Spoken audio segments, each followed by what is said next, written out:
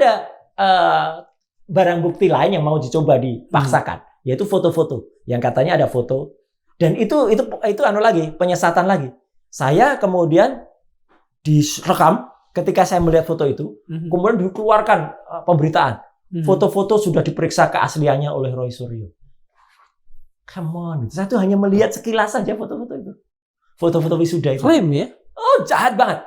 Begitu saya masuk, saya pikir ya 3 on 3 lah, kayak basket gitu. 3 lawan 3. Yeah. Ini 3 lawan 16.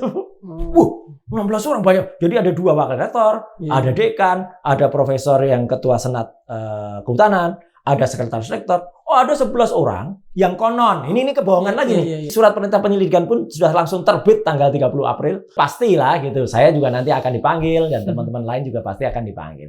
Ijazah pun itu nggak diapa-apain. Ya cuma dilihat. Dan petugas pemeriksanya bukan seorang ahli forensik. Karena apa? Hanya diperlihatkan. Nah, kalau diperlihatkan harusnya pihak kepolisian kalau ada orang melaporkan itu disita ijazahnya. Saya bertahan apapun resikonya. Ya gitu. Bukan kita nantang, bukan kita jumawa.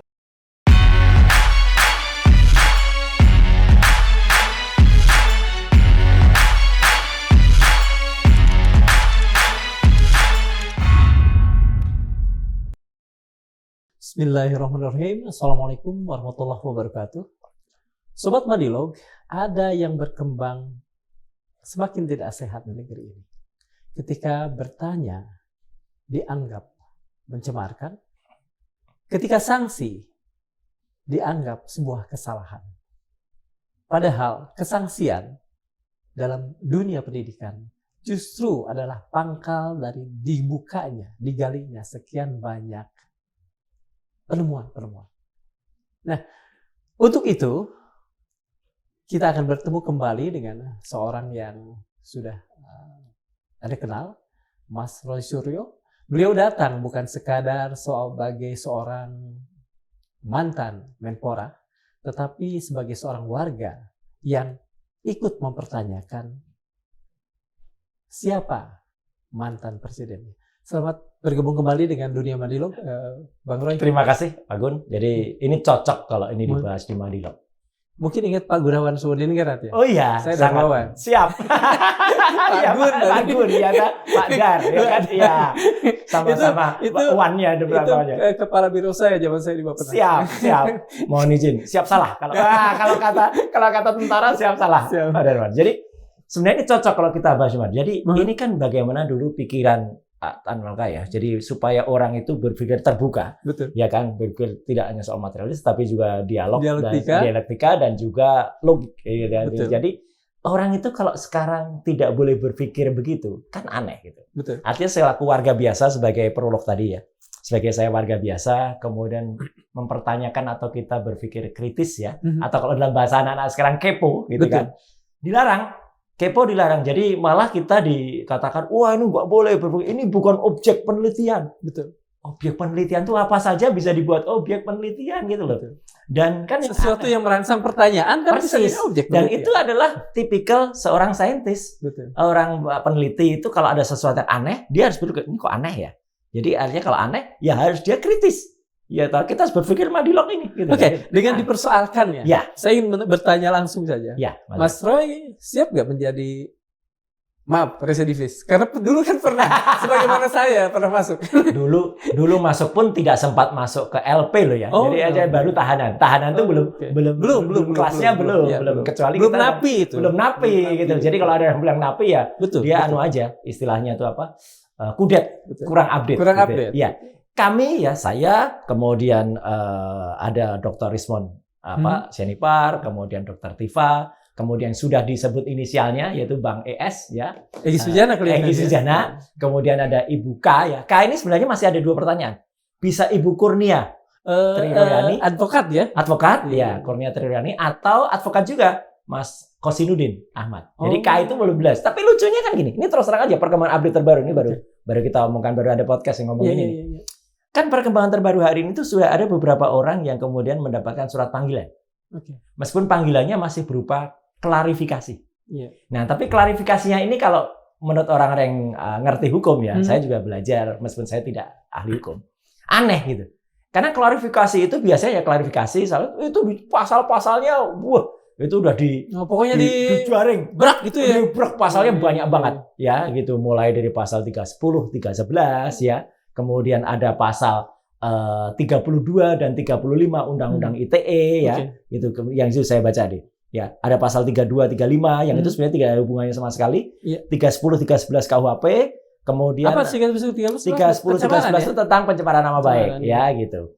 Kemudian kalau ini aneh ini, kemudian ada dikaitkan dengan Undang-Undang ITE. Kebetulan, Mas, saya itu kan juga dulu termasuk bukan yang satu-satunya merancang, tapi ikut merancang dan juga ikut merumuskan yang namanya naskah akademiknya. Dari Undang-Undang ITE ini nomor 11 tahun 2008. Dulu saya belum menjadi anggota DPR waktu itu, tapi sudah menjadi ahli dari narasumber. Kemudian saya masuk DPR 2009 sampai dengan 2019. Jadi mengawal terus Undang-Undang ITE itu sampai ada perubahan 2 kali. Perubahan jadi Undang-Undang nomor 19 tahun 2016 dan perubahan terakhir Undang-Undang nomor 1 tahun 2024. Boleh saya salah? Ya. Sebagai orang yang turut dalam pembentukannya. Kemudian kalau saya tidak salah nih, ada 2 pasal yang dimasukkan di situ, 32 dan 35. Katakan saja akan ditimpakan kepada Mas Roy. Adakah keanehan? Sangat aneh. Karena gini, kalau orang itu harus tahu ya, penyidik atau penyelidik itu harus tahu sejarah. Jangan dia jas merah, jangan sekali-sekali meninggalkan. Undang-Undang ITE itu dulu namanya Undang-Undang IETE, Informasi Elektronik dan Transaksi Elektronik. Itu tujuan diciptakannya itu bukan untuk mempidanakan orang harusnya. Itu adalah supaya Indonesia terselamatkan dari perdagangan dunia. Karena kalau Indonesia belum memiliki undang-undang yang mengatur tentang transaksi elektronik, kita akan dikucilkan dari dunia. Itu tujuannya. Jadi ketika ada teman-teman UI, Universitas Indonesia, bikin rancangan undang-undang IETE, itu kemudian mau dibahas di DPR. Tapi pada saat yang sama, teman-teman di Unpad, Unpad ya Bandung, itu membuat cyber law yang di sini mengatur tentang hukum di dunia maya. Karena daripada 2 undang-undang ini dua-duanya harus dibahas ini disatuin. Nah, ketika disatukan itu menjadi Undang-Undang nomor 11 tahun 2008 itu sebenarnya banyak sekali pasal yang jahitnya tuh nggak rapi. Akhirnya apa? Mas mungkin ingat kasus yang dialami oleh saudari Prita Mulyansari, yang dia hanya curhat waktu itu di sebuah milis. Ya kemudian merangsang orang untuk karena merasa keadilan tersakiti. Persis. Urunan. Ya, urunan itu. Itu kan kemudian kan waktu itu dituntut oleh Rumah Sakit Omni Batavia. Iya, betul. Ya, saya ikut menjadi ahli yang dihadirkan di persidangannya Prita untuk kemudian menyelamatkan yang bersangkutan, dan juga saya dihadirkan oleh 2 pihak waktu itu. Jadi karena kita termasuk tim yang merancang itu. Lucunya gini, Undang-Undang ITE itu sebenarnya bukan untuk tujuan mempidanakan orang tadi. Ya. Jadi saudari Prita tuh hanya sekedar curcol ya, curhat gitu, curhat colongan istilahnya kepada dia pelayanan di rumah sakit itu. Cuman karena kebetulan mungkin keluguan dia tidak tahu bahwa di mailing list itu ada juga jamak. Ya, jadi dia itu tersebar kemana-mana. Nah, jadi dia dianggap menyebarkan. Nah, ya tahu menyebarkan pencemaran nama baik. Melalui internet. Ya, meskipun kalau dulu pencemaran nama baik pun bisa diajukan oleh perusahaan. Kalau sekarang kan putusan MK sudah nggak boleh lagi. Pencemaran nama baik itu harus pribadi. Tidak boleh perusahaan, tidak boleh pejabat negara. Ini juga menarik nanti. Ini sebetulnya agak aneh juga ya. Mungkin agak sedikit bergeser nih. Ya. Kita dulu di zaman penjajahan tahu ada pasal-pasal karet yang namanya Hartz-Artikel. Ya, betul. Di masa ini milenium kedua. Kenapa ada lagi? Kenapa masih ada Setuju, Mas. Jadi artinya gini.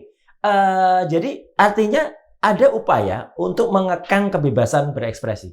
Jadi waktu Prita itu, kemudian ketika kami di DPR, kami merevisi Undang-Undang ITE itu ya, pasal yang digunakan waktu itu 27, 28 supaya ancaman hukumannya itu tidak di atas 5 tahun.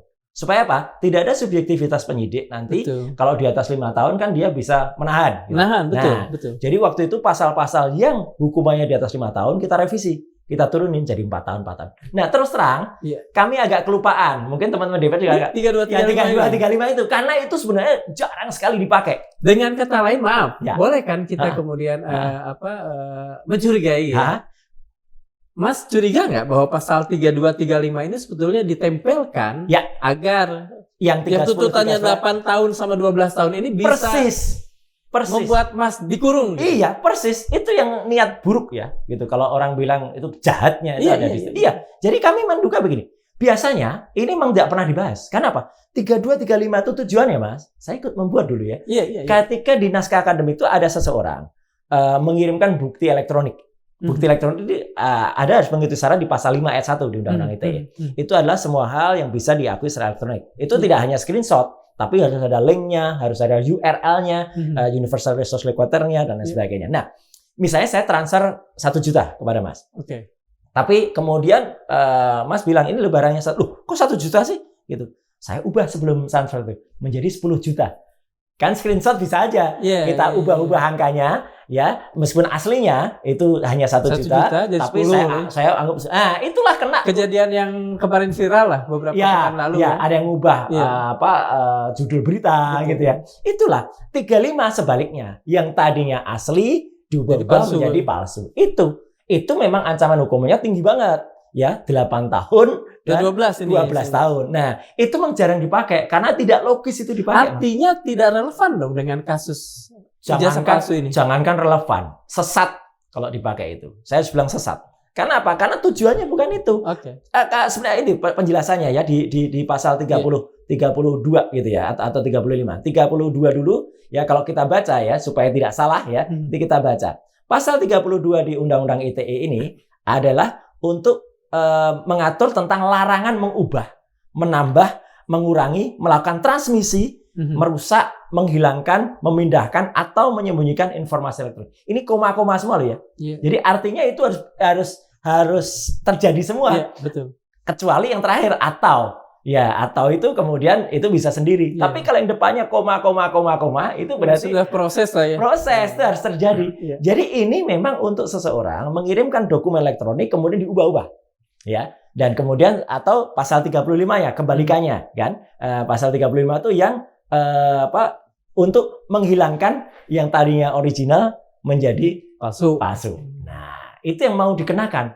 Jadi artinya ketika itu mau dikenakan, itu yang aneh. Karena apa? Yang kami lakukan, Dr. Rismond lakukan, saya lakukan, Dr. Tiffal itu hanya membaca data. Seperti tadi, QRIS tadi. Betul. Kita baca data, misalnya tulisan MADLI.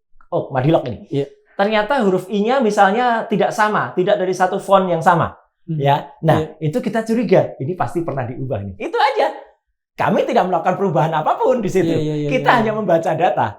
Tapi tiba-tiba kami dikenakan pasal 32 dan 35 ini. Artinya bukan lagi tidak relevan tapi sesat. Biasanya, Mas. Biasanya kenapa ini jarang disentuh? Biasanya orang masih menggunakan pasal 14 Undang-Undang KUHP tahun 46. Apa itu? Tentang membuat gaduh, buat onar. Itu sudah dicabut sekarang oleh MK. Jadi nggak bisa lagi digunakan sebagai pasal keranjang sampah. Mereka cari pasal yang itu pasal karet, apapun bisa kena. Nah, akhirnya dicari-cari yang kira-kira berhubungan. Nah, inilah orang kalau belum dengan tujuan bisa ditahan tadi. Betul, karena di atas 5 tahun. Ya, jadi mereka pokoknya kenakan ini, kemudian setelah dikenakan ini perkara proses itu selanjutnya. Artinya maaf nih ya. Mas merasa dong bahwa institusi ini, polisi lah ya. Iya. Tidak objektif dalam menangani kasus Mas. Saya tidak boleh menilai begitu. Tapi biarkan masyarakat itu yang menilai begitu, ya gitu. Apakah pasal yang tidak seharusnya dikenakan. Ini pasal untuk informasi elektronik dan transaksi elektronik itu digunakan peneliti yang meneliti sebuah objek elektronik yang dia sama sekali tidak mengubah.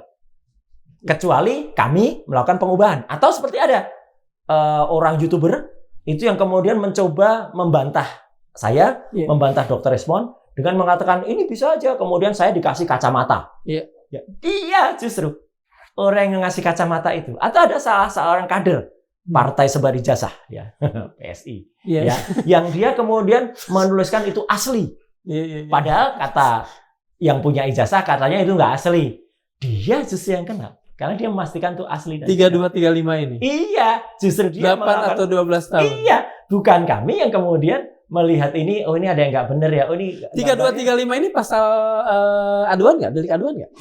Itu sih sebenarnya kalau lihat dari Undang-Undang ITE tidak. Berarti kalau tidak delik aduan, polisi bisa proaktif dong. Makanya mengambil ini. Itulah jeleknya. Jadi artinya gini. Tapi ini tidak boleh dilepaskan begitu saja. Ini bukan pasal yang liar. Ini adalah pasal yang terkait dengan pasal-pasal sebelumnya yang 27, 28 atau dengan KUHP. Jadi menurut saya ya nggak apa-apa, aneh banget kalau ini kemudian dikenakan, biarkan publik yang menilai. Ada pemaksaan atau ada perekayasaan pasal atau ada pensesatan dalam hukum yang nanti mau dilakukan. Itu, Mas.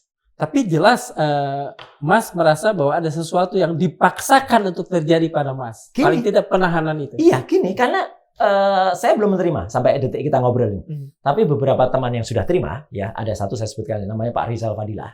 Ya, Bandung lah. Bandung yang sempat juga. Kemarin kita ngobrol. Iya, yang sempat juga podcast bersama dan sempat juga datang ke Solo waktu itu ketemu.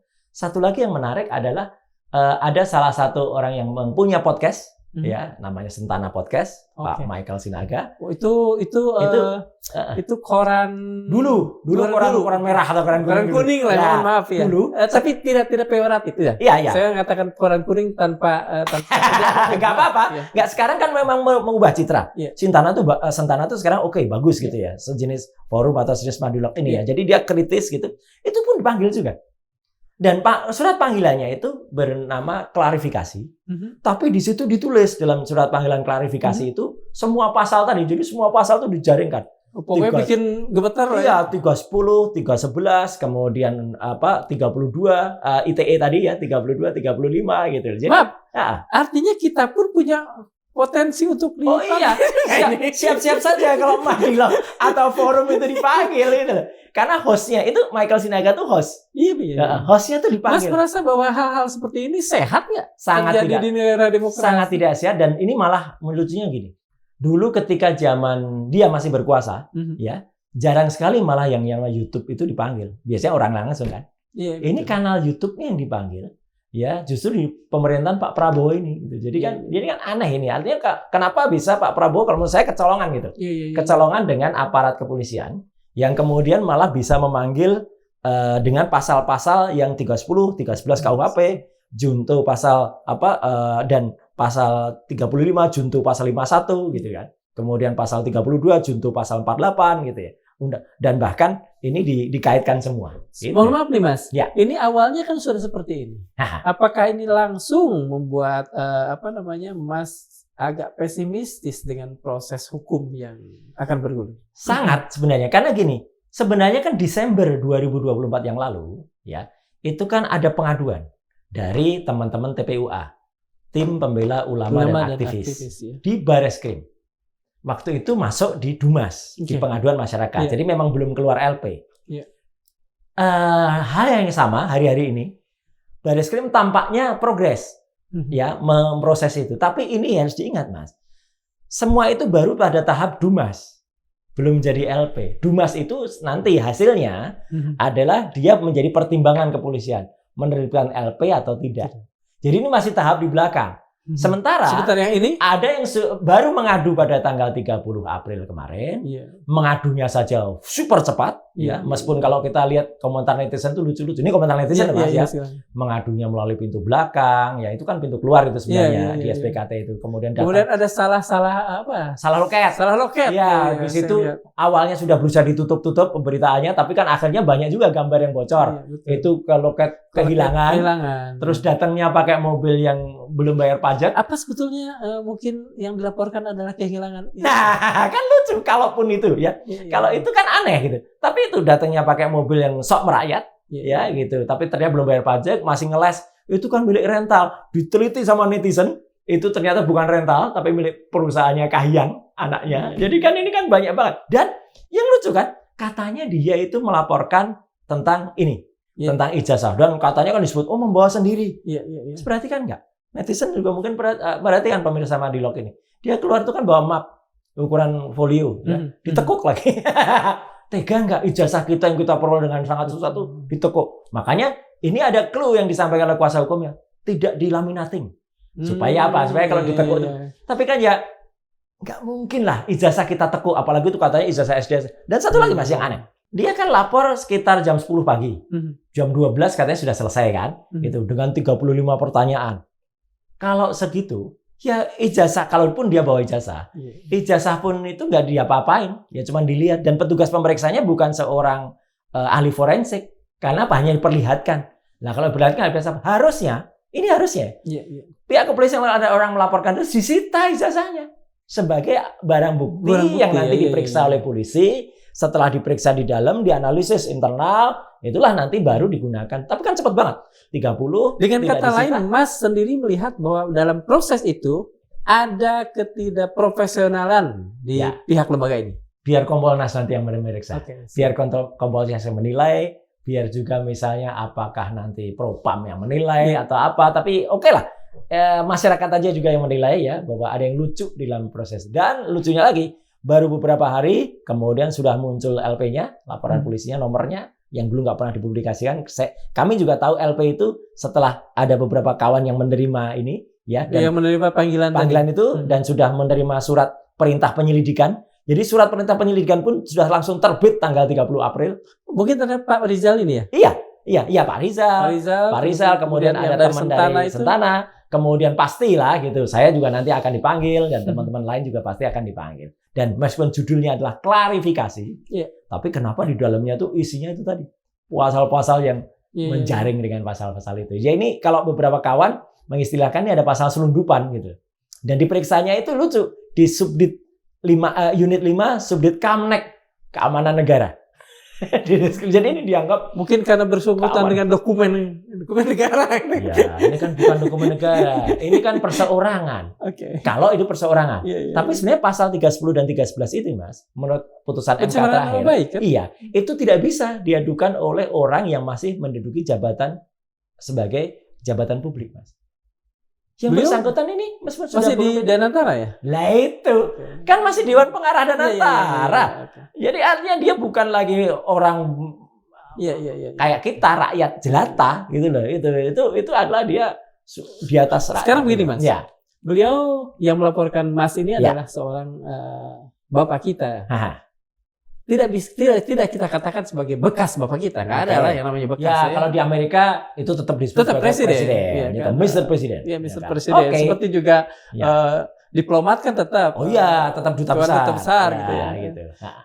Ini menurut Mas gimana sih merespon dilaporkan oleh dalam tanda petik orang tua sendiri gitu, dengan ditakut-takuti dengan sekian banyak pasal? Kalau saya nggak ada masalah, Mas. Siapapun yang lapor. Cuman kita sedih aja, Mas. Kenapa sedih? Dia itu yang sudah ditunjuk ya, yang sudah dituding meskipun itu belum clear ya, karena itu yang bilang hanya kuasa hukumnya. Itu kan ada 5 inisial waktu itu. Jadi artinya ada RS lagi, ya Roy Suryo, Rismon Sianipar, kemudian ada Dr. T itu Tifa, kemudian ada ES, kemungkinan juga Egy Sujana, dan K itu tadi Bu Kurnia Tridoyani atau Kos. Kalau ini benar, maka di antara 5 ini setidaknya 40% di antara yang dia laporkan itu adalah ibu-ibu. Iya kan? Dr. Tifa dan Ibu Kurnia. 3 kali gitu loh. Seseorang yang konon sudah bukan apa-apa melaporkan ibu-ibu gitu loh. Dan ibu-ibu ini Dr. Tifa itu hanya menyampaikan apa yang ada. Apalagi Kurnia Tridoyani, sarjana hukum, itu seorang lawyer yang lagi bertugas untuk kemudian dia dengan jabatannya. Dan paling ironi lagi, Mas. Ini ada hubungan dengan Madilog juga yang kita berekspresi. Hari di mana dia melaporkan itu adalah hari yang kita peringati sebagai peringatan ke-17 Hari Keterbukaan Informasi Nasional. Kan ironis banget. Iya. Undang-Undang Keterbukaan Informasi Publik nomor 14, bukan nomor 11, kalau 11 kan ITE. Nomor 14 tahun 2008. Sebuah ketidaktahuan atau memang sengaja diambil sebagai momen kedunguan paradoksal. Nah, itu paradoks banget. Ya. Jadi kemarin tuh kita peringati sebagai Hari Informasi Keterbukaan Publik ya nasional ke-17 karena itu kan diundangkan juga bareng dengan ITE pada tahun 2008 dan baru berlaku 2010. Lagi-lagi Mas, itu di bawah ranah Komisi 1. Jadi kan kami yang mengawal itu gitu. Dan undang-undang itu kalau feature itu bisa ditulis begini.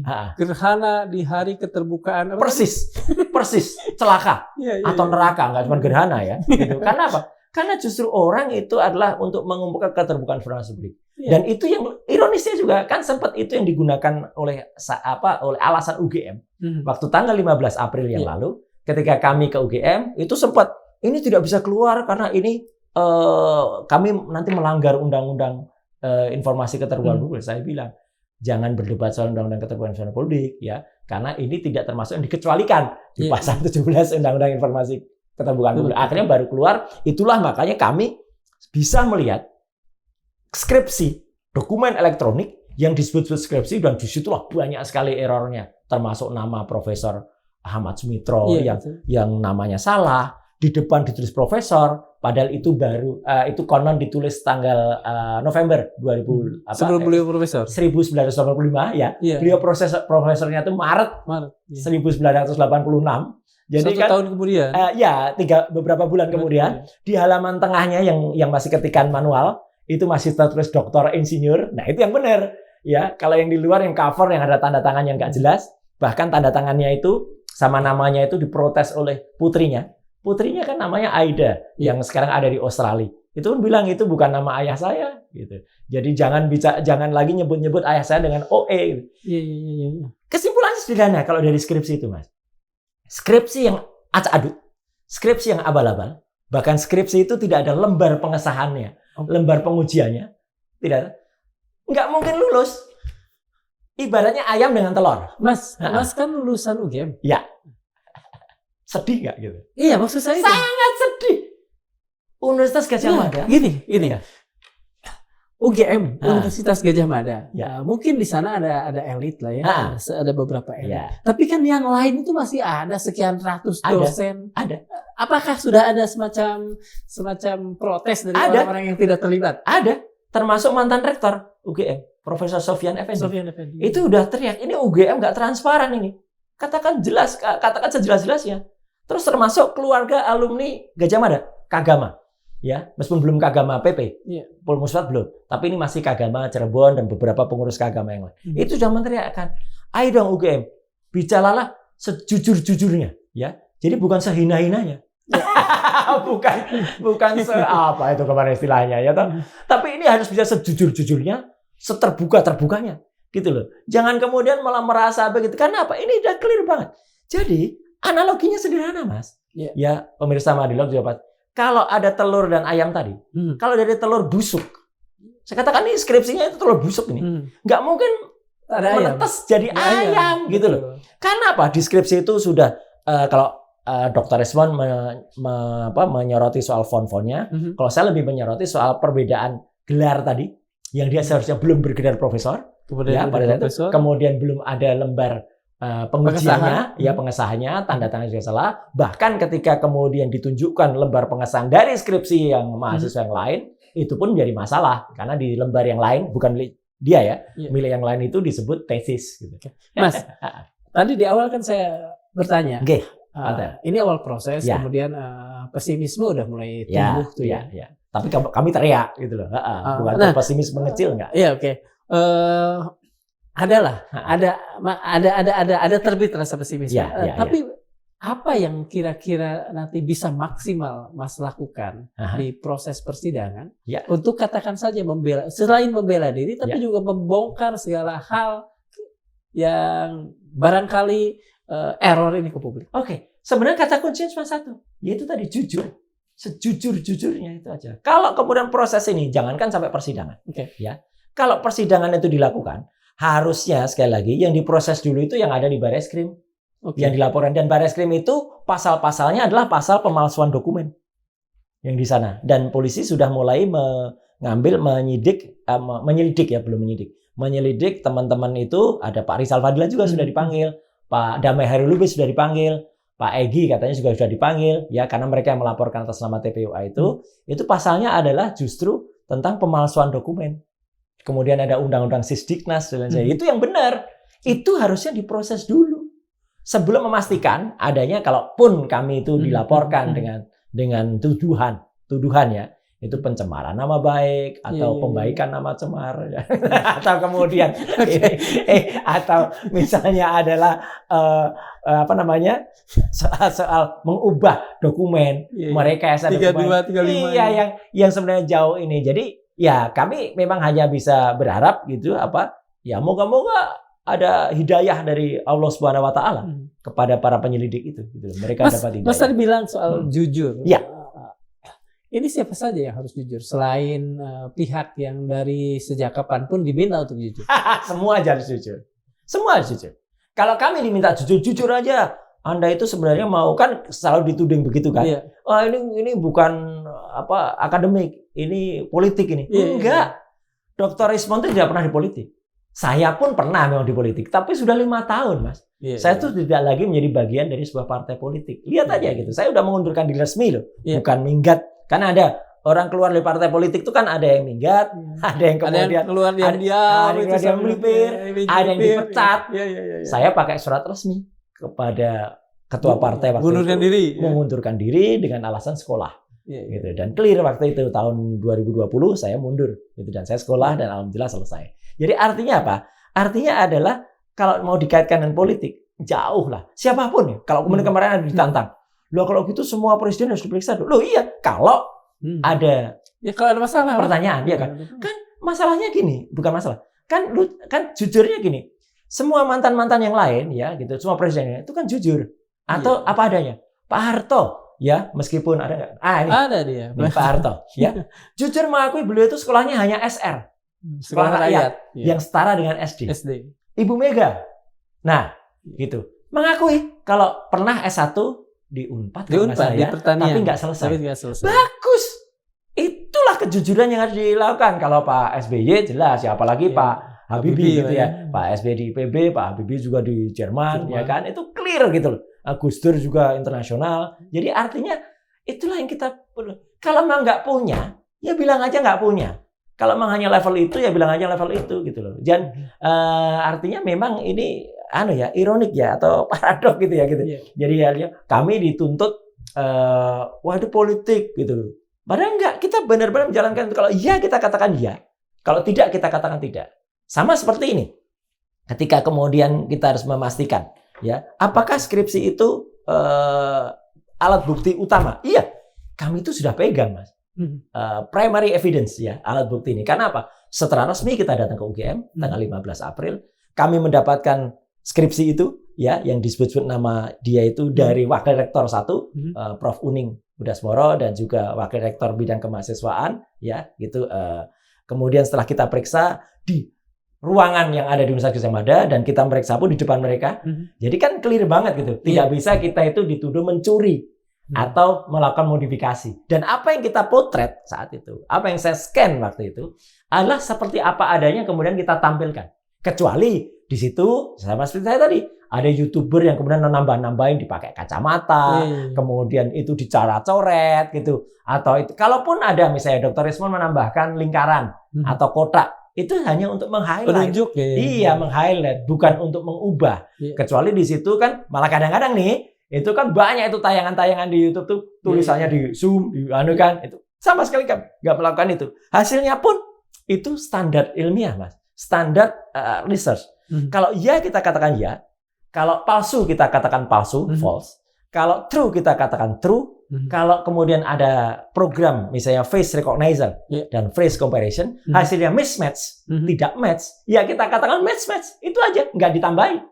Tidak bisa kita dalam hasil dengan program itu terus kita mengatakan hampir mirip atau enggak mirip, tidak, itu aja hitam tegas lah ya, hitam putih mirip 0, tidak 1. Iya itu digit dan memang bisa.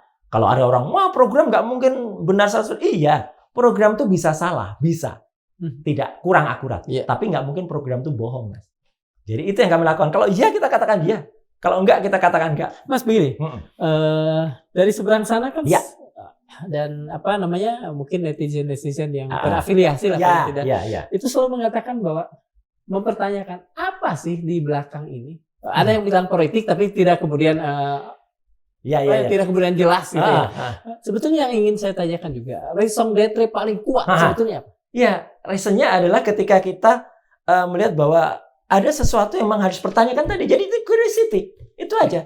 Bahwa itu dulu terjadi pada, kalau tadi disebut Bapak ya. Iya, betul. Bapak yang sudah 10 tahun memimpin, ya nggak ada masalah siapapun. Dan ini kan yang aneh begini. Dari awal tuh kan sebenarnya kasus ini kan terjadi awalnya mulai 2013, Mas. Di bulan Juni. Waktu itu ada diskusi antara Prof. Mahfud dengan dia. Ya, waktu itu masih Gubernur DKI Jakarta. Bercanda soal IP. Indeks prestasi. Ya, Prof. Mahfud bilang dengan bangganya, indeks prestasi saya di atas 3,6, kalau nggak salah 3,8. Itu dimuat di majalah Tempo waktu itu. Dia bilang, wah IP saya nggak harus IP 4, dia bilang gitu. IP saya cuma 2 atau di bawah 2. Dari situ, itulah sebenarnya netizen mulai muncul dugaan itu. Tapi netizen hanya bisa bilang, kok bisa ya IP 2? Logikanya sederhana, Mas, ini listennya. logikanya sederhana. Kalau kita pernah kuliah, kita tahu bahwa indeks prestasi itu menentukan SKS berapa yang kita ambil pada KRS berikutnya. Ya. Kalau di semester 2, di semester 3 kalau saya itu sudah dievaluasi. Iya, 2,0 tuh udah nggak boleh. Udah dibuang, betul. Dia dikasih pilihan, opsi. Kalau di UGM dikasih opsi, mau meneruskan lagi ke swasta atau sukarela drop out. Dan itu kenapa begitu? Karena dia nggak mungkin menyelesaikan dalam waktu yang tertentu. Waktu kuliah itu kan 5 tahun, plus separuh dari masa kuliah kalau itu ada. Dan itu kalau IP kita hanya 2, maksimal kita ngambil 18 SKS atau 15 bahkan maksimal. Padahal total keseluruhan SKS-nya itu ada 148 atau 154. Ah, betul. Ini kalau orang kuliah begini nih. Ngerti betul gitu kan kita. Manapun kampus sama. Karena saya kuliah lama. Enggak apa-apa. Artinya kan benar. Jadi kan bisa kita hitung, Mas. 154 kalau dibagi itu 18, itu bisa di atas 5 tahun. Nah, jadi orang berpikir, kok bisa? Padahal kan selalu ngaku masuknya angkatan 80, lulusnya 5 tahun. Disitulah mulai muncul. Baru kemudian ada sesuatu yang tidak logis. Tidak log. Tidak log. Baru kemudian muncul seseorang namanya Bambang Trimulyono mengajukan gugatan. Dan waktu itu dia dikenakan pasal untuk mempidanakan juga kan. Jadi dia gugat soal ijazah, tapi malah dia dituduh melakukan penyebaran kabar bohong waktu itu. Kena dia karena pasal itu belum dicabut. Kalau sekarang kan pasal itu sudah dicabut. Cuman dia akhirnya dalam proses persidangan tingkat 2, kemudian dalam proses kasasi, dia bebas. Pasal itu tidak dikenakan lagi karena yang dikenakan pasal lain. Karena dia yang dituduh kemudian malah soal sara, soal menggunakan sumpah mubahalah. Aneh juga. Jadi dikait-kaitkan dengan itu. Dia dengan Gus Nur karena dianggap di podcast itu dia melakukan sumpah mubahalah. Nah, jadi inilah. Jadi pasal-pasal seperti inilah yang kemudian terus untuk menjerat. Baru kemudian yang menarik, tahun 2022 juga ya, Dekan Fakultas Kehutanan UGM namanya Dr. Sigit Sunarta itu menunjukkan ini loh ijazah fotokopi yang dipermasalahkan ada. Nah, dia juga sempat menunjukkan skripsi. Yang skripsi itulah yang kita periksa juga kemarin. Dari skripsi itu, Mas, sebenarnya kami mulai ada, wah ini menarik ini ada skripsinya. Nah, muncullah kemudian langkah heroik kalau menurut saya, tapi menurut saya langkah patriotis sahabat saya, Dr. Resmond Hasiulan itu yang bulan Maret yang lalu datang ke UGM sendirian dia, bersamanya ditemani istrinya ke perpustakaan dan dia mendapatkan skripsi itu, bisa melihat skripsi dan dia melakukan pemotretan. Meskipun itu kalau itu mau dipermasalahkan, tapi kan selanjutnya kita melakukan yang benar pada tanggal 15 April. Jadi ini sudah nggak bisa lagi permasalahkan. Dia membuat satu hipotesis waktu itu adalah ini palsu gitu karena fontnya tidak sesuai, tidak ada lembar gini ya gitu. Nah, itulah yang terjadi. Jadi artinya apa? Apa yang ditunjukkan kalau kita dituduh ya nantinya misalnya ini nggak apa-apa saya bilang aja. Kita kan mau dituduh menganalisis barang yang tidak asli atau membuat itu seolah-olah asli.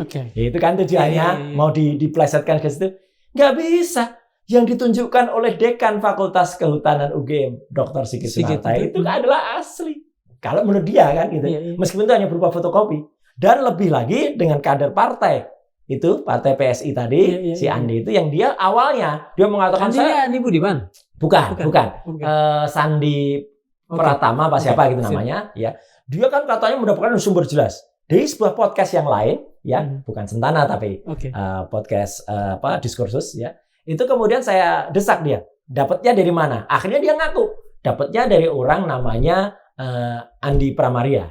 Katanya itu salah seorang temennya kuliah dia.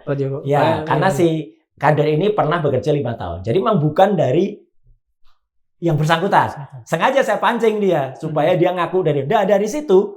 Sebenarnya dia bisa kena karena dia nulis di tweetnya, di X-nya. Ini loh, tanggal 1 April itu dia nulis. Ini loh buat kalian yang masih supaya lebarannya tenang, ini yang asli. Karena dia nulis yang asli dan itu berwarna, jadi satu kemajuan kan dibandingkan yang ditunjukkan Dr. Sigit. Karena itu fotokopi, ini yang kita analisis. Kalau terjadi misalnya nanti yang kemarin ditunjukkan di Polda Metro Jaya itu beda dengan ini, ya sudah, kedua pihak ini juga harus ikut dihadirkan karena ini mereka kan sebetulnya udah ini ya sengkarutnya tuh udah mulai lama dan mohon maaf cukup mengganggu. Iya. Maksud saya Dan pasti juga sebetulnya bagi keluarga yang bersangkutan juga terganggu. Oke. Hanya kenapa misalnya ketika sudah terganggu, ketika tadi saya diperlakukan sehina-hinanya dan lain sebagainya. Padahal kita minta sejujur-jujurnya. Ya, tapi kenapa misalnya tidak langsung kenapa bisa sampai harus melakukan jalan memutar lah atau membuat jelimet? Ya itu yang bisa menjawab kalau dia duduk di sini, Mas tanya itu. Iya. Kenapa harus memutar-mutar? Padahal kan sebenarnya sangat simpel ya. Iya. Selaku lulusan, apalagi kami ini ya gitu ya, Mas juga ya dari Bandung. Kalau saya dengan Dr. Resmond, dengan Dr. Tifa itu kami tuh mendapatkan 2 ijazah dari UGM, Mas. S1 UGM, S2 juga UGM semua. Asli kita kan bangga banget. Bahkan tidak hanya itu ya. Oh, jadi sebetulnya ini internal tanda petik gugatan dari alumnus kami tuh cinta alumni lah kita bertiga. Ya alumni kita bertiga. Ya para alumnus ya kemudian dan gugatan dari beberapa teman yang mempertanyakan itu. Dan kami itu sebenarnya benar ini wujud kecintaan kami terhadap Universitas Gadjah Mada. Kalau memang benar, kalau memang benar yang bersangkutan itu adalah membanggakan dan dia adalah lulusan UGM, harusnya UGM malah sejak lama misalnya mempersembahkan ya di UGM itu misalnya satu ruangan gitu. Kayak Pak Herman Yohanes. Betul. Itu ada ruangan Pak Herman Yohanes ya, itu termasuk rektor UGM kalau saya nggak salah tahun 66 ya, 61 atau 66 dan dia dikenal sebagai ahli yang celah timur waktu itu, Yohanes, atau ada juga insinyur siapa gitu yang ada bangunan dengan atau malah yang ironi kan gini, sebuah universitas di Rotterdam yang namanya Erasmus University malah memajang ijazah dari wakil presiden pertama kita. Pak Hatta, nomor 3 dari kiri. Ya. Itu jelas banget. Dia bangga. Ya? Orang luar negeri aja bangga, yang bersangkutan bangga, dan kemarin ada diploma challenge kita bangga. Lah kok ini kok malah harusnya kan menurut Mas. Ya, gini. Harusnya yang UGM itu yang merasa terhina sehina-hinanya. Kok ada lulusannya tidak bangga? Iya kan? Ya terhina UGM dong. Sebetulnya Mas sendiri yakin nggak bahwa UGM sebetulnya kalau seharusnya bangga dengan keberadaan bahwa alumnusnya menjadi seorang presiden? Oh, sangat bangga. Profesor Budiono saja, ya, yang itu adalah sampai sekarang juga masih sebagai itu profesor emeritus ya, guru besar emeritus, itu masih kadang-kadang diperlukan untuk mengajar gitu di sana, ya, itu pun bangga banget gitu dan ada didedikasikan, ya, misalnya ada nama-nama ruang saya tadi ya, Pak Herman Yohanes, kemudian dekan Fakultas Teknik pertama UGM, itu ada ruangannya beliau tuh ahli beton gitu, itu didedikasikan. Lah kok ini kok malah enggak gitu, enggak ada loh satupun peninggalan di UGM Universitas Gadjah Mada yang disebut-sebut sebagai, kalaupun malah bisa itu patungnya juga ada. Patungnya Pak Profesor Sarjito juga ada. Mengapa jalan Sarjito ada, jalan. Apakah karena kesulitan mencari atau gimana menurut Mas? Pertanyakan ke UGM lah. Gitu. Oke, siap. Gitu, karena UGM yang punya otoritas untuk menjawab. Oke. Sekarang kita ini Mas pada hal yang lebih mungkin lebih ringan ya. Saya ingin bertanya begini. Emang tadi berat semua ya? Enggak. Sebetulnya enggak juga. Berat tuh karena kan dibikin berputar-putar gitu ya. Harusnya simpel aja. Nih loh ijazahnya, selesai. Atau mungkin ini karena terpengaruh dengan birokrasi kita, kalau bisa dibuat susah, kenapa dipermudah? Kan ada yang ngomong gitu. Saya termasuk yang sangat tidak sepakat dengan birokrasi itu ya. Kalau harus bisa mudah, ya harusnya dipersulit. Kenapa dipersulit kan, Mas? Gitu. Mas begini. Ya. Kalau misalnya tiba-tiba ada pencabutan dari laporan ini, bahkan kemudian tidak ada yang namanya sidang dan sebagainya, ada tawaran untuk rekonsiliasi, berdamai dan sebagainya. Mas, gimana, apa yang Mas akan lakukan?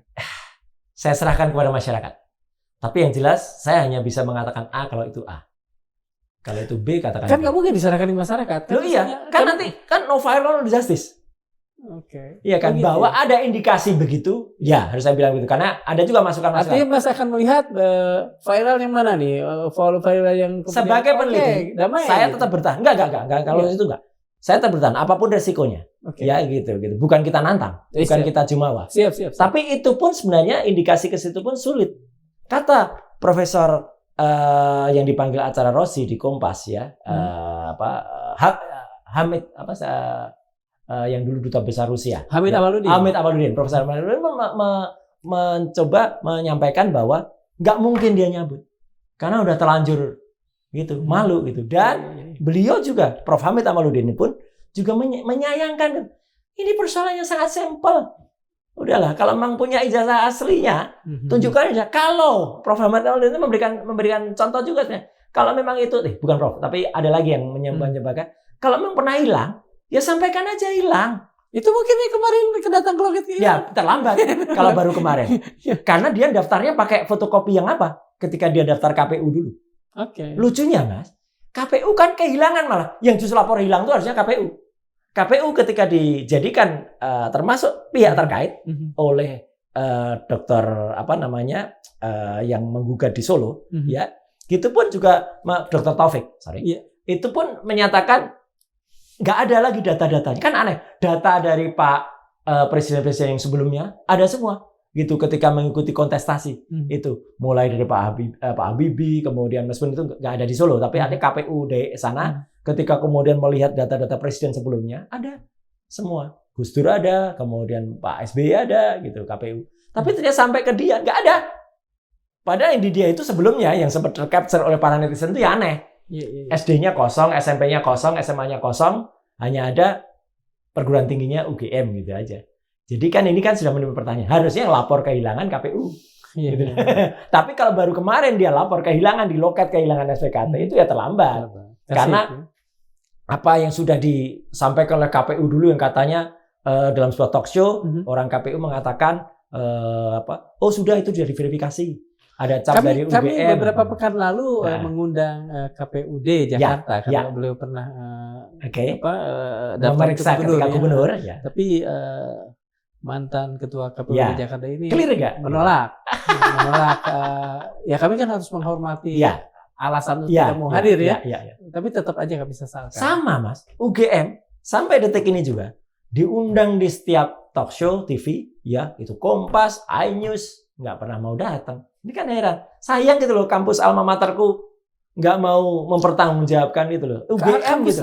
Kampus pertama di Indonesia kalau saya tidak salah. Kampus kerakyatan. Iya, kampus pertama. Iya kan, lahir 19 Desember tahun 49. 49 ya. Iya toh. Dan Profesor Yohanes ya kalau nggak salah. Iya, awalnya. Iya. Dan itu kan kita selalu menyanyikan bakti kami mahasiswa Gajah Mada. Oh, hafal ya? Sangat hafal. Ya, alumnus itu himne. Nah, sebentar, himne Unpad itu gimana ya? Ya. Adalah gitu kami tadi. Tapi saya percaya Mas pasti bisa. Hanya himne biasanya cuma agak lupa. Gaudeamus gitu. Nah, Juvenes dum sumus. Nah, itu selalu kita kalau ada pengukuhan atau dan kemudian kan di depannya tuh ada yang pegang itu tongkat itu. Jadi kalau kita pernah di kampus, kita selalu tidak asing dengan istilah-istilah gitu. Itu yang saya sayangkan, Mas. Yang saya kemudian sedih ya. Kenapa kampus kami itu mau terlibat dalam pusaran yang tidak sehat ini ya. Dan juga KPU kemarin saya menghormati, tapi itu mantan ketua KPU hadir di salah satu diskusi di Kompas ya. Itu oke. Tapi kalau yang nggak mau hadir, harusnya dia dan kalau itu hilang, apa jadinya yang kemudian ditunjukkan oleh Dr. Sigit Sunarta sebagai dekan Fakultas Kehutanan? Itu yang kemudian menunjukkan itu. Ya, jadi ya terlalu banyak, Mas. Ini anehnya. Ini ngomong soal UGM ya, mohon maaf, Mas. Iya. Kan UGM sudah menyatakan bahwa ada asli gitu. Ijazah itu asli gitu ya. Mas masih tetap meragukannya. Apa dasar-dasar yang melandasi keraguan itu? Karena UGM tidak proper dalam menjelaskan. Satu saya harus bilang ya, UGM tidak sepenuhnya jujur. Ketika kami datang tanggal 15 April itu ya, itu kami sangat dibatasi. Ya, kami hanya datang bertiga. Padahal, Mas, itu kan kita permohonannya kepada UGM itu resmi beberapa hari sebelumnya. Ya, kami sudah minta 10 orang. Akhirnya hanya ditulis 5. 5 pun untung, 5 itu ada nama saya, nama Dr. Tifa, dan nama Dr. Ismon. Ada suatu kejadian, Mas, yang membuat TPUA. Kami itu kan sebenarnya bukan bagian dari TPUA. Kami itu hanya ahli yang diambil. Ahmad Khosinuddin kok TPUA ya? TPUA, Ahmad Khosinuddin TPUA, kemudian Damai Heri Lubis, rombongan bis rombongan ini kan kalau saya harus melihat terlalu aneh untuk sebuah kebetulan. Saya tidak suudon, tapi di tol Pantura rombongan itu di stop gara-gara ada sebuah kecelakaan kecil. Yang kecelakaannya nggak seberapa, mobil bisa lewat, tapi di stop nggak boleh jalan. Baru kemudian anggota rombongan bis itu keluar mengatur lalu lintas sendiri, nggak ada jasa marga, nggak ada, baru bisa lewat tapi terlambat. Karena terlambat sampai pada jam 8 pagi waktu tentang UGM, yang bisa masuk hanya kami bertiga. Di situ Mas sebenarnya ada Profesor Amin Rais. Siapa tidak kenal dengan Prof. Amin Rais? Dia guru besar UGM juga. Iya, betul. Ada Pak Syukri Fadoli. Itu TPUA Jogja. Nggak boleh masuk. Saya bilang ini Pak Syukri kan terkenal ya. Ini sangat suaminya terkenal. Iya, betul.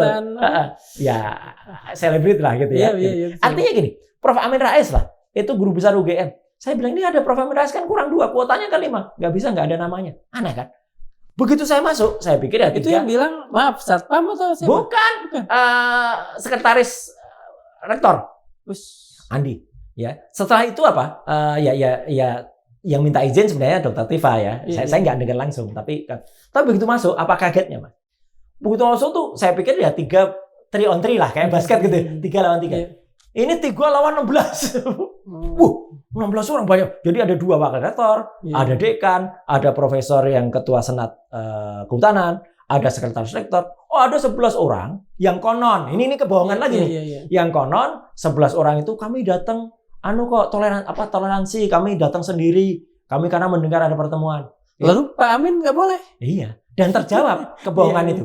Dalam podcast yang dilakukan oleh media Nusa Tenggara Barat atau Lombok gitu, salah seorang yang ada di situ, yang namanya Andi Pramaria itu mengaku, kemarin kok datang ke UGM, ya kami diundang, dipanggil oleh dekan. Ini bohong lagi nih. Ya, ada di podcast Mbak Dia itu dipanggil, diundang. Katanya di situ mereka atas inisiatif sendiri datang. Dan ternyata setelah itu yang saya sesalkan. Lagi-lagi saya ulangi Mas ini, mungkin ada di yang lain. Ada 3 kamera. Dan sempat saya duga 3 kamera itu milik wartawan. Ternyata tidak, tuh humas internal. Dan rekaman itu sampai detik ini, rekaman fullnya ya 1,5 jam itu nggak pernah dikasih oleh UGM. Padahal kalau itu dikasih, kelihatan banget bagaimana diskusi itu gagapnya mereka. Ketika mereka di luar, bukankah memang mereka tidak punya tanggung jawab tidak punya keharusan untuk memberikan itu ke Mas? Sebagai lembaga publik, dan mereka ngaku ada kelompok yang kemudian itu lembaga publik yang diatur dalam Undang-Undang Keterbukaan Informasi Publik kan ada PPK-nya. Ya, PPK-nya sudah, apalagi mereka mengaku kami itu PPK-nya juara 2 seluruh Indonesia se-universitas Mas. Bagus aku. Jadi pahami dong Undang-Undang Keterbukaan Informasi Publik. Artinya mereka kan di luar ini ironisnya lagi ya. Di luar mereka kemudian bikin konferensi pers setelah itu. Awalnya padahal kami didesak-desak. Ini waktunya udah habis nih, mau ujian gini. Setelah itu mereka dengan santainya bikin konferensi pers.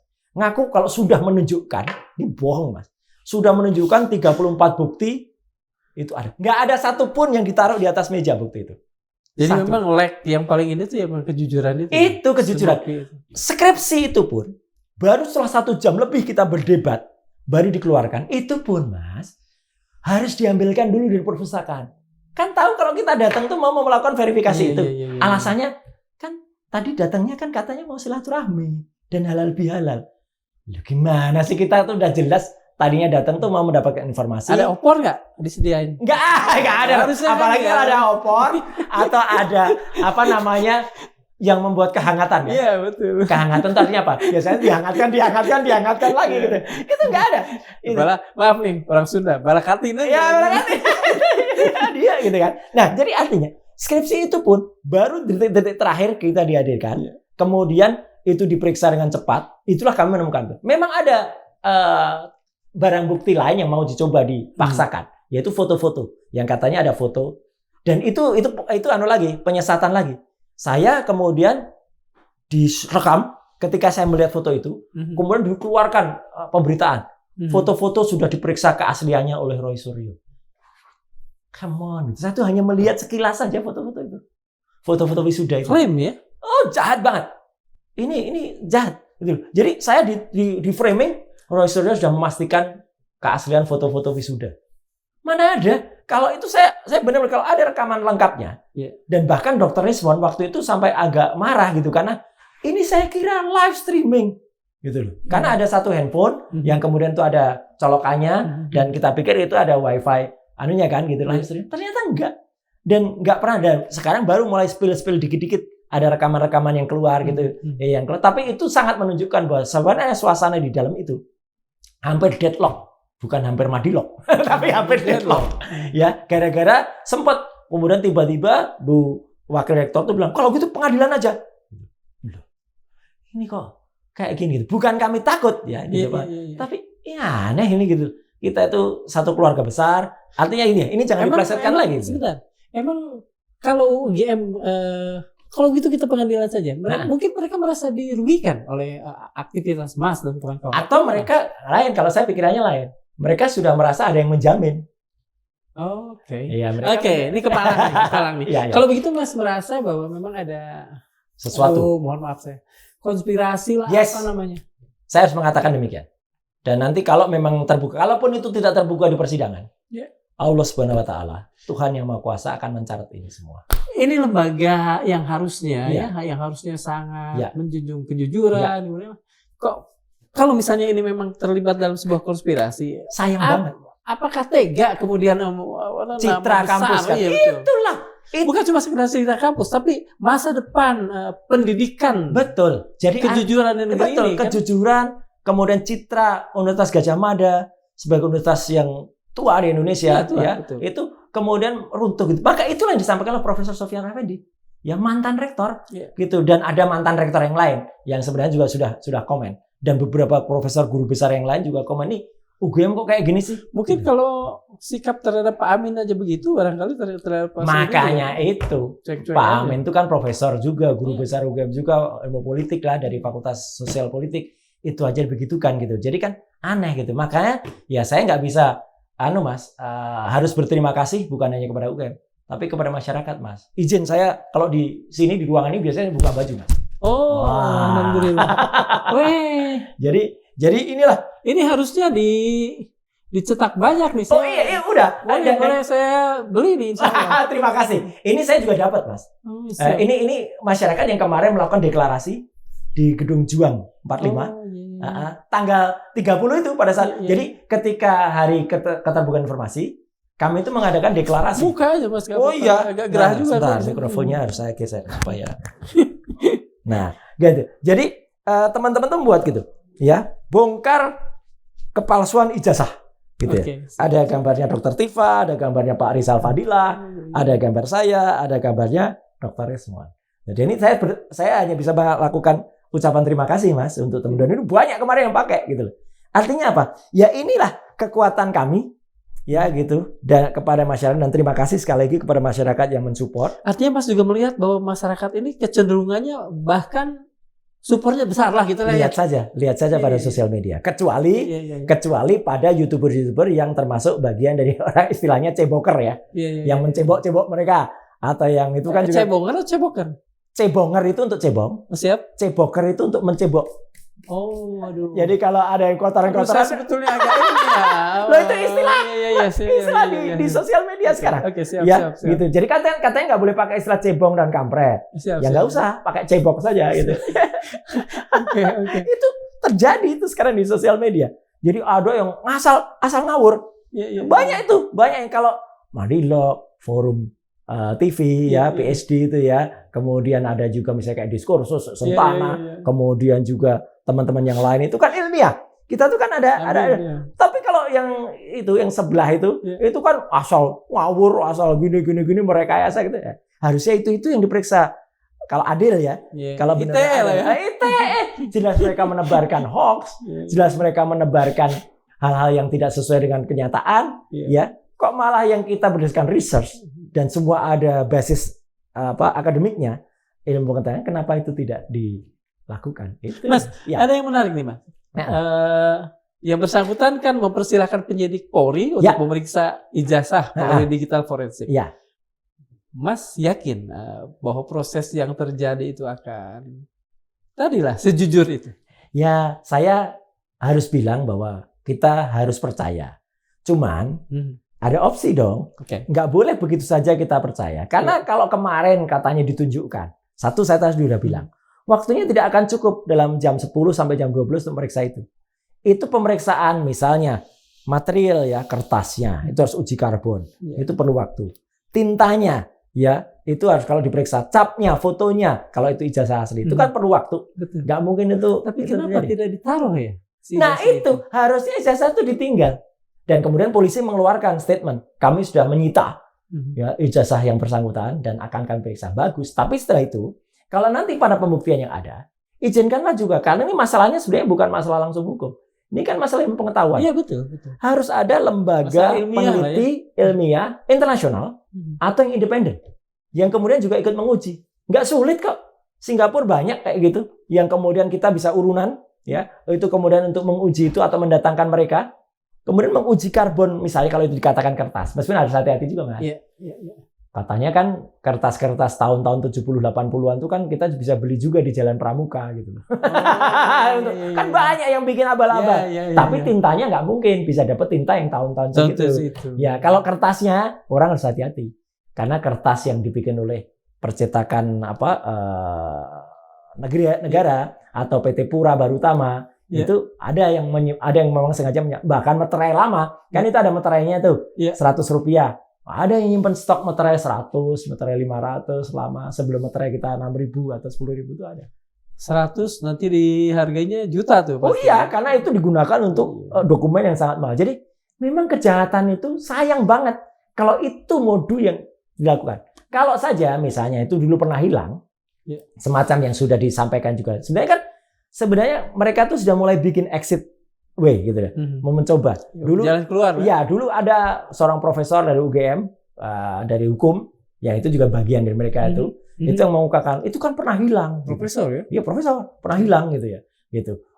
Kemudian tapi kan nggak bisa dicetak lagi lah, bagus.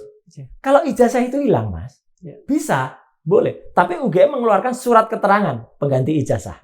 Itu pada tahun ketika itu dikeluarkan. Nah ini sinkron nggak dengan ketika pendaftaran dia di gubernur? Pendaftaran dia di presiden yang dipakai itu apa enggak? Kalau yang tidak dipakai itu berarti kan kontradiktif dengan yang sudah ditunjukkan oleh Dr. Resmond yang diteliti apa yang ditunjukkan oleh Pak Sigit Sunarta ya, Dr. Sigit Sunarta dekan itu ya, atau yang ditunjukkan oleh kader PSI tadi yang dia mengatakan asli ya. Kalau ternyata itu sudah dilaporkan hilang, baru 1 April 2025 ada seorang kader menunjukkan itu asli, bohong ya. Oke, saya agak capek juga nih mendengarkannya karena ini bersangkutan dengan nasib kejujuran negeri ini dan saya punya anak. Ya. Mas juga punya anak. Ya. Mas kita kebetulan kami hanya berdua tapi nggak apa-apa. Oh iya. Paling tidak apa masa depan untuk generasi Indonesia? Karena sekarang mulai Mas ini. Terus terang ini mungkin yang Mas mau katakan tadi. Nanti anak-anak kita ngapain cepat-cepat sekolah? Iya kan? Ya. Kalau ijazah aja bisa beli. Ya kan? Jadi ingat lagunya Iwan Fals ya. Allahu Akbar. Kita harus menutup perjumpaan kita, Mas. Saya ingin membacakan satu narasi. Ya. Aristoteles pernah berkata, "The law is a reason free from passion." Ya. Tapi bagaimana bila hukum menjadi alat kekuasaan yang dibakar oleh amarah dan ketakutan? Ketika rakyat dilarang bertanya, saat itulah penguasa sudah kehilangan akal sehat. Dan seperti sabda Nabi Muhammad SAW, binasalah umat sebelum kalian karena mereka. Jika orang terhormat mencuri, dibiarkan. Tapi jika rakyat kecil mencuri, maka mereka akan menghukumnya. Maka sebelum hukum benar-benar mati, mari kita kepalkan tangan dan berkata, sejujurnya, suara rakyat jangan pernah dibungkam. Siap. Terima kasih. Assalamualaikum warahmatullahi wabarakatuh. Waalaikumsalam.